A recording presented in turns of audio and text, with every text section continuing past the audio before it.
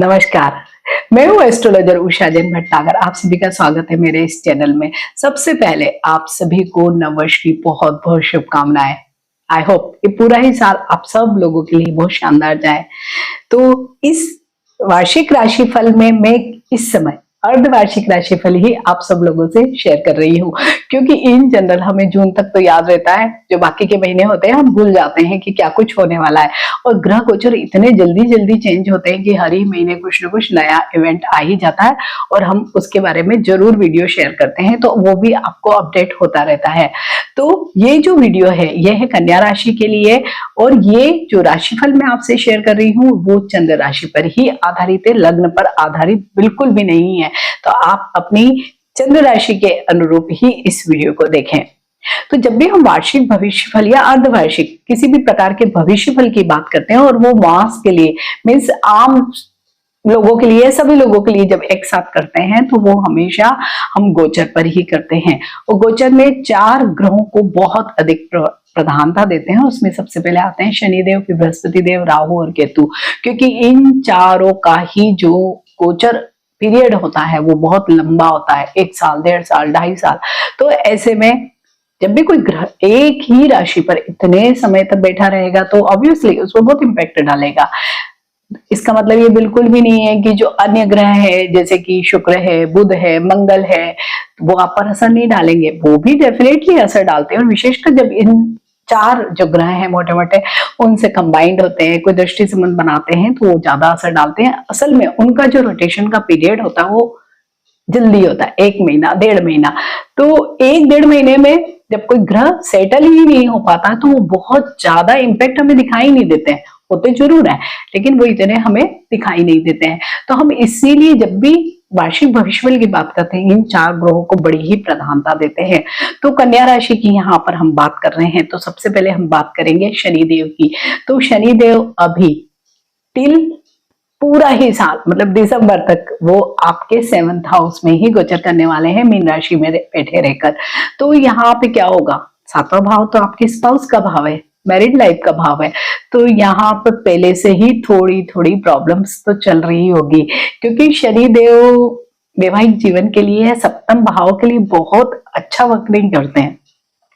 कुछ ना कुछ कंफ्यूजन या जैसे होता है ना कि कई सारी मिसअंडरस्टैंडिंग्स हो जाती है, वैसा ही कुछ चीजें रह रही होंगी, प्लस बहुत धीरे धीरे आगे बढ़ रही होंगी।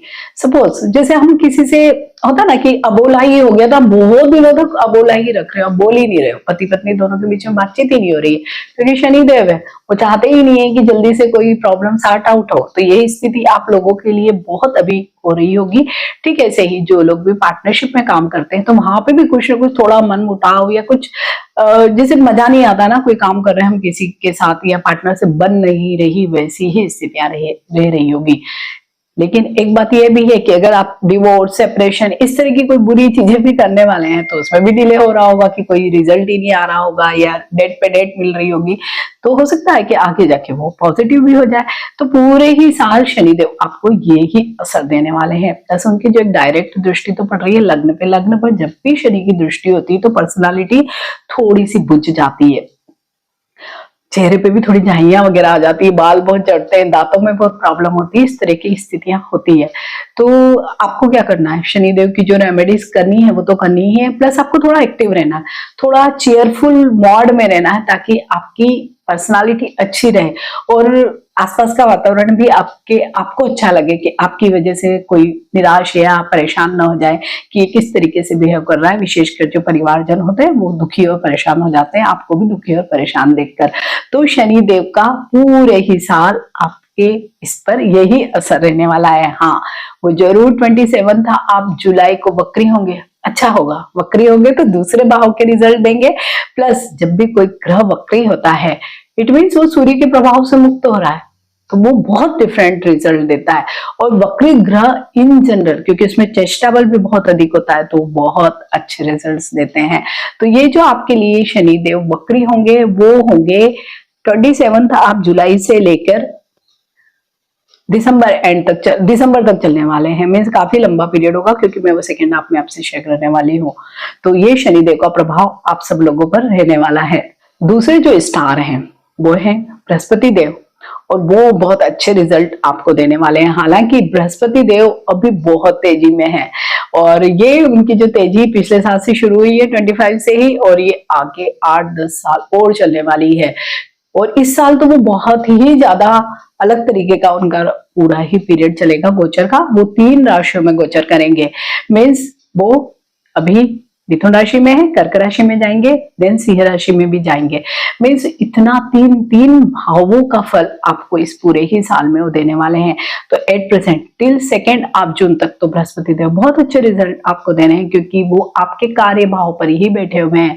और बृहस्पति क्या है, फैलाव के कारक है, मीन्स काम में फैलाव हो रहा होगा अभी बहुत ज्यादा। जैसे सपोज आपको बिजनेस कर रहे होंगे तो भी उस बिजनेस में बहुत फैलाव हो रहा होगा। जॉब में है तो शायद रिस्पॉन्सिबिलिटीज बहुत बढ़ रही होंगी, बहुत सारी नई नई चीजें मिल रही होंगी, ये भी काम करो, ये भी काम करो, ये भी काम करो। तो उसकी वजह से हो सकता है कि थोड़ा थकान या इस तरीके की चीजें हो रही होंगी। लेकिन ये एक अच्छी बात होती है कि हमें बहुत सारी रिस्पॉन्सिबिलिटीज मिलती है, अपॉर्चुनिटीज मिलती है, तो हमारे आगे जो हमारा ग्रोथ होता है उसमें भी हमें बहुत बढ़त मिलती है। तो ये कुल मिलाकर अगर बृहस्पति देव की स्थिति को देखें तो बहुत ही अच्छा समय है। इनकी एक डायरेक्ट दृष्टि पड़ रही है 4th हाउस पे, जो सुखों का भाव है।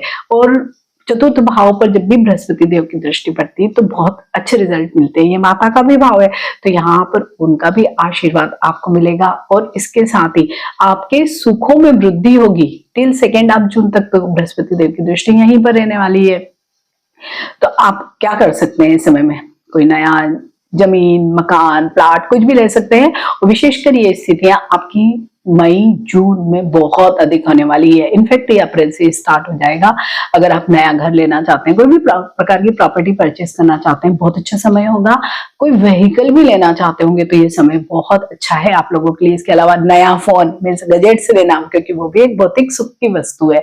या जितने भी हमारे अप्लायंसेस हैं ये सब भी भौतिक सुखों में वृद्धि करते हैं। या जो भी इमूवेबल प्रॉपर्टी होती है हम 4th हाउस से देखते हैं तो वो बहुत अच्छी रहेगी। प्लस यहाँ से हम 4th हाउस से जो स्कूल वाला एजुकेशन है वो भी देखते हैं। तो जो बच्चे स्कूल में पढ़ रहे हैं उन सब लोगों के लिए भी बहुत अच्छा समय है कि वो बृहस्पति देव की कृपा से, क्योंकि जून तक तो ऑलमोस्ट सभी बच्चों के एग्जाम्स डन हो चुके होंगे, तो उन लोगों के अच्छे ही एग्जाम्स जाने वाले हैं।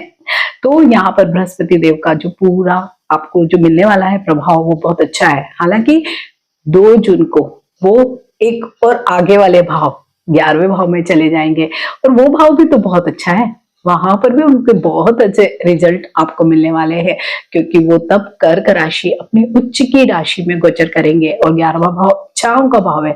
तो आपको जून से आप देखेंगे कि अगर जो लोग भी शादी करना चाहते हैं, बहुत लंबे समय से उनका कुछ बन नहीं रहा है, प्रपोजल्स हैं, बातें चलती है लेकिन आगे ही नहीं बढ़ती है, तो उन लोगों के लिए बहुत अच्छा समय है।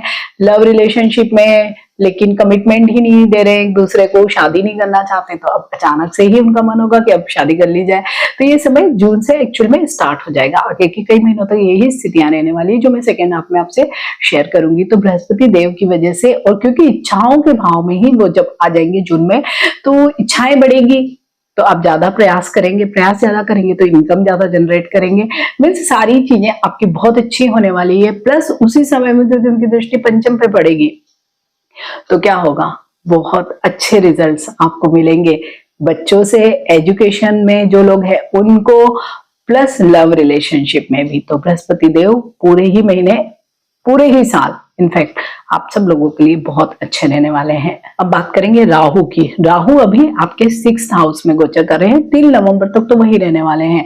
और राहु 6th हाउस में बढ़िया रिजल्ट आपको दे रहे हैं। आपको बहुत डिप्लोमेटिक बनाकर रखा हुआ है उन्होंने, और यही ट्रेंड चलने वाला है। और राहु के ही वजह से जो सडन अचानक से कोई नौकरी का ऑफर आ गया, कोई इंटरव्यू हमारा पास हो गया, ये सारी स्थितियां आप सब लोगों के लिए होने वाली है। और ये ज्यादा चीजें होंगी आपके 11 मार्च के बाद। 11 मार्च से लेके जून तक की ये जो स्थितियां हैं वो सभी आप देखेंगे कि नया जॉब मिल सकता है। अगर आप फॉरेन में भी जाना चाहते हैं, कोई भी अगर आपने ट्राई कर रहे हैं, भले एजुकेशन के लिए हो, काम के लिए हो, एक्सपोर्ट इंपोर्ट का बिजनेस कर रहे हो, या घूमने ही जाना है, बहुत अच्छी स्थितियां हैं। लगभग पूरे ही साल ये ही ट्रेंड रहने वाला है। आप इस समय में चैलेंजेस बहुत लेंगे, क्योंकि राहु जब भी 6ठे भाव में होते हैं तो क्या होता है, वो कहते हैं लाओ चैलेंजेस लाओ। चैलेंजेस कैसे, जैसे कि बीमारी आई आपको पहले, लेकिन राहु उस बीमारी से आपको फ्री करेगा, मीन्स आपको स्वस्थ करेगा, मीन्स उस वो चैलेंज एक्सेप्ट करेगा। पहले बीमार होंगे आप, लेकिन उसके बाद आप स्वस्थ भी हो जाएंगे। ठीक है, ऐसे ही जैसे यहाँ से हम शत्रु को भी देखते हैं तो पहले शत्रु बनाएगा, बोलचाल के जरिए या कोई तरीके से आप पहले शत्रु बनाएंगे, लेकिन उन शत्रुओं को कंट्रोल भी यही राहु करेगा। लोन के लिए भी बिल्कुल ठीक ऐसी स्थितियां होने वाली है अभी 3 नवंबर तक आप सब लोगों के लिए। आपने लोन अप्लाई किया, लोन की जरूरत आपको कम थी, लेकिन जैसे होता ना कि बैंक में गए, बैंक वाले ने कहा अरे आपको तो इतना भी मिल सकता है, तो आप बगैर सोचे समझे बहुत ह्यूज अमाउंट का लोन भी ले सकते हैं। वो मत लीजिएगा, क्योंकि राहु तो चला जाएगा नवंबर में, लोन आप ही को पे करना होगा। तो राहु क्या कर देता है, हमें भ्रम देता है कि कर लो, मीन्स इस तरह का, जैसे कहते हैं ना कि झूठा साहस देता है, बिल्कुल वैसी स्थितियां होगी। तो आपको वो सब नहीं करना है। आप जितना कंट्रोल्ड एंड बैलेंस रहेंगे उतना अच्छा होगा। हालांकि राहु के जस्ट सामने कौन है, केतु है, वो आपको कंट्रोल करता है। लेकिन केतु जब भी 12वें भाव में होता है, 12वां भाव यूं भी थोड़ा सा क्या भाव है, विरक्ति का भाव है, हालांकि वो भी विदेश का ही भाव है। ठीक, मोक्ष का भाव है ये। यहाँ से हम कारावास को देखते हैं, आश्रम को देखते हैं और आइसोलेशन को देखते हैं, बहुत सारी चीजों को हम देखते हैं। तो केतु की वजह से क्या होगा, इन सब चीजों में आपका मन लगेगा। मीन्स राहु तो आपको बढ़ावा देगा, लेकिन केतु उसमें कंट्रोल करेगा। आप बहुत खर्च कर रहे होंगे तो केतु वहां से लगाम लगाएगा कि भाई कम करो थोड़ा, इतना हमारा कैपेसिटी नहीं है देने का वापस, इस तरीके से।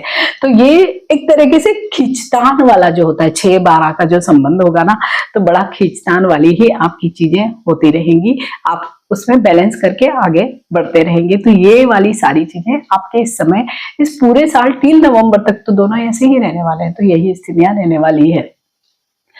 इस साल 3 बार बुध वक्री होंगे।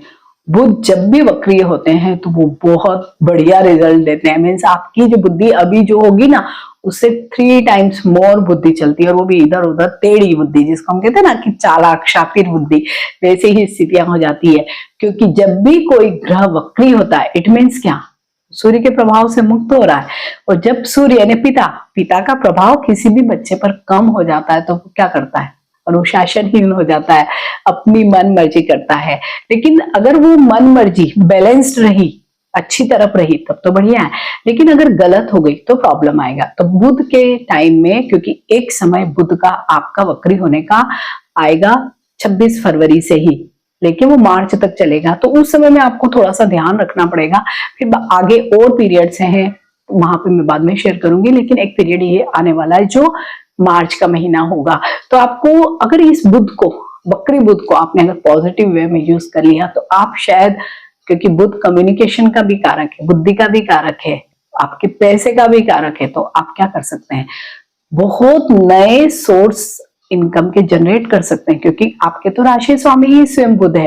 तो अगर राशि स्वामी बुध ही इतनी बुद्धि आपको देता है कि हम मैं ये भी कर लूं, वो भी कर लूं, आप सचमुच करेंगे भी। उस समय में बहुत जुगाड़ नहीं होती, कोई छोटा छोटा सा ही चीजें मिल गई, यहाँ से भी अर्निंग, वहां से भी अर्निंग, बिल्कुल वैसे ही स्थिति आप करने वाले हैं। तो आप उस समय में जरूर करिए।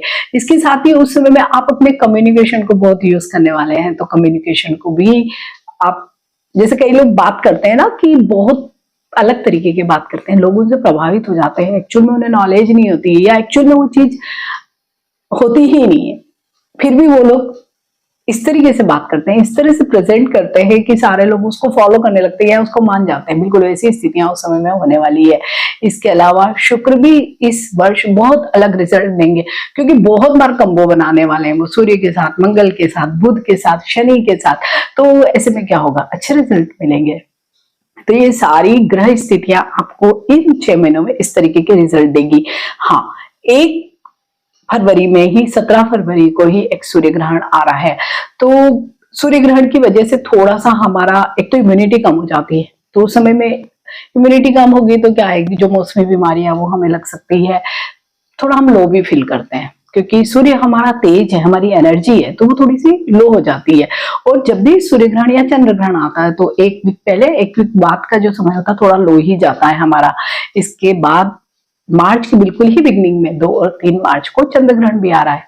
चंद्रमा हमारा मन है, तो मन क्या होगा, बहुत इधर उधर भागता हुआ ना होके बहुत धीरा हो जाएगा, मतलब बहुत धीमा, जिसको नहीं कहते हैं कि लो फील करते हैं हम, मतलब बहुत ज्यादा हमें काम करने का मन नहीं होता है या इस तरीके की स्थितियां होती है। वो थोड़ा ही एक छोटा सा ही पीरियड होगा, लेकिन हाँ वो पीरियड जरूर ऐसा होगा अवॉइडेबल पीरियड, जिसे मैं कहती हूँ कि उस समय में कोई भी बड़ा डिसीजन ना लीजिए, क्योंकि मन ही नहीं लग रहा है तो क्या ही हम डिसीजन लेंगे। अगर बेमन से हम कोई डिसीजन लेंगे आगे हमको प्रॉब्लम आएगा, तो उस समय में थोड़ा सा आप रुक जाइए। तो कन्या राशि वाले सभी लोगों के लिए, क्योंकि केतु 12वें भाव में गोचर करे, तो इसकी वजह से क्या होगा कि आप त्वरित निर्णय नहीं लेंगे, तो उसकी वजह से आपको प्रॉब्लम आ सकता है। वो नौकरी में भी आ सकता है, बिजनेस में भी आ सकता है।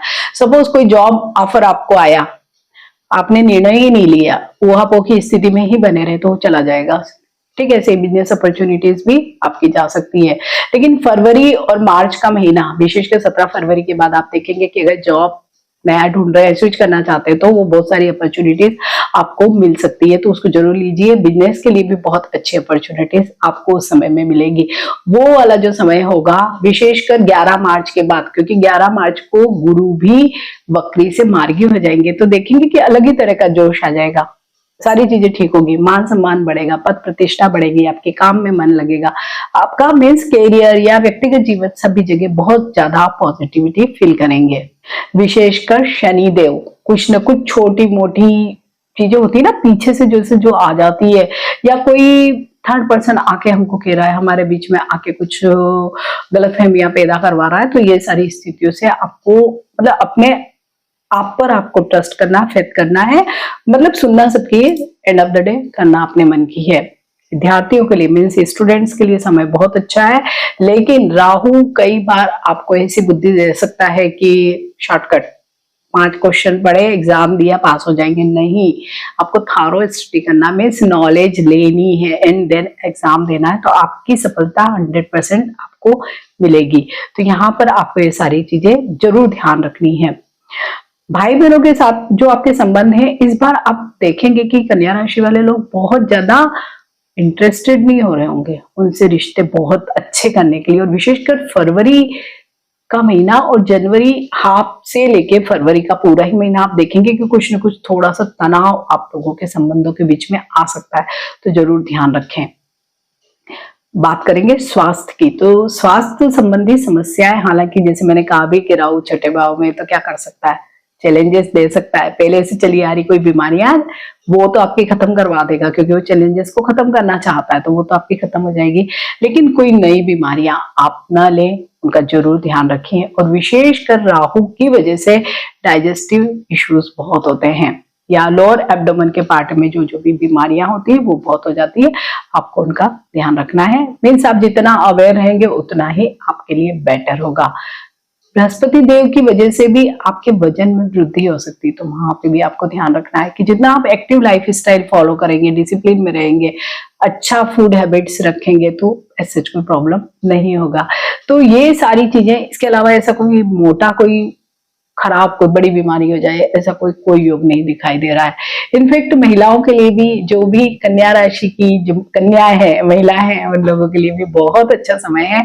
और ये साल इन्फ्लुएंसर्स जो कन्या राशि के हैं उन लोगों के लिए भी बहुत अच्छा है, क्योंकि राहु ऐसे छठे भाव में बैठ के आपको इस तरीके की ट्री की बुद्धि दे सकता है कि नेम फेम आपको मिल सकता है। ये छोटी छोटी सी जो फेम होता है ना, वो आपको मिल सकती है, प्लस उसकी वजह से आपको नेम भी मिलेगा, फेम भी मिलेगा, पैसा भी मिलेगा।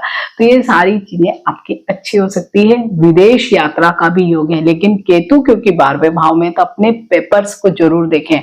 जो भी आप पेपर्स अगर बाहर जा रहे हैं घूमने, तो एक तो उनको संभाल के रखें, और मतलब पहले उनको बहुत अच्छे से ही फील करें, एंड देन आप जहां कहीं भी घूम रहे हैं उनको जरूर संभाल के रखें, क्योंकि कहीं ना कहीं केतु की वजह से प्रॉब्लम आ सकता है। तो ये चीजें आपको ध्यान रखनी है। तो कुल मिलाकर अगर हम देख रहे हैं तो कन्या राशि वाले सभी लोगों के लिए तो बहुत बढ़िया ही साल है ये। लेकिन फिर भी क्योंकि व्यक्ति की जन्म पत्रिका में हो सकता है कि दशा अच्छी नहीं है, महादशा अच्छी नहीं है, तो ये इतने अच्छे रिजल्ट भी हमें नहीं मिल रहे। तो कई लोगों को शिकायत होती है ना कि आपने तो ये बोला था, हमें तो हो नहीं रहा है। तो एक्चुअल में वो सब लोग अपनी पत्रिका नहीं देखते हैं, क्योंकि पत्रिका की जो ग्रह दशा होती है वो हमारी खुद की अपनी पर्सनल होती है, वो हम पर ज्यादा इम्पैक्ट डालती है। गोचर भी इम्पैक्ट डालता है, लेकिन वहां उससे उसका टेली होना बहुत जरूरी है। तो ऐसे में आपको वो भी देखना है। अगर उसके बावजूद भी प्रॉब्लम है, तो सबसे ज्यादा हमको कभी भी कोई भी स्टार का या किसी भी प्रकार का अगर कोई बुरा परिणाम हमको मिल रहा है तो हमें सबसे पहले अपने राशि स्वामी को बहुत मजबूत और प्रसन्न करना चाहिए। तो आपके राशि स्वामी कौन है? बुध। वो जल्दी प्रसन्न भी हो जाते हैं। तो आपको क्या करना है, बुधवार के दिन हरे रंग का प्रयोग ज्यादा करें, मूंग का सेवन जरूर करें आप उस दिन, और गाय को चारा जरूर खिलाएं। इसके अलावा जैसे जितने भी रिश्ते बुध के होते हैं, आप उन बेटी है, बुआ है, भतीजी है, इन सबको कुछ ना कुछ ग्रीन चीजें आप गिफ्ट करें। और इसके साथ ही बुध के भी जो भगवान है वो क्या है, गणेश जी है। तो विघ्नहर्ता है वो, तो आपके सारे विघ्नों को वो दूर करेंगे और आपके जीवन में खुशियां ही खुशियां ला देंगे। तो आप सभी लोगों को इस नव वर्ष की बहुत बहुत शुभकामनाएं। तो कन्या राशि वाले सभी लोगों को मेरी तरफ से नव वर्ष की बहुत शुभकामनाएं। वीडियो अच्छा लगता है तो इसे लाइक कीजिए, शेयर कीजिए और मेरे इस चैनल को सब्सक्राइब कीजिए। मिलते हैं एक नए वीडियो में। टिल देन, नमस्कार।